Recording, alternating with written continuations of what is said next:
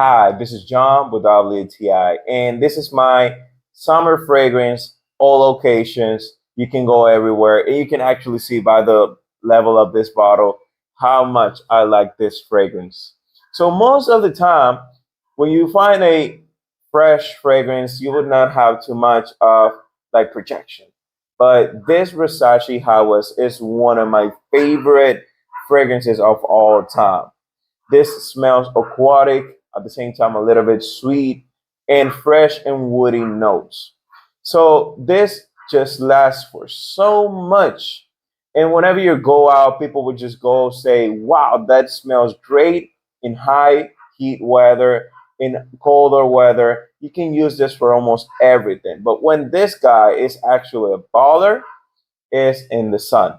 So if you're looking for a fragrance that is gonna be mass appealing. People are gonna like this a lot, and you're gonna just enjoy this smell of an aquatic feeling that you're in the beach or you're in a high heat vacation. This Versace Hawas just does great. So this was John with WTI. That's my point of view.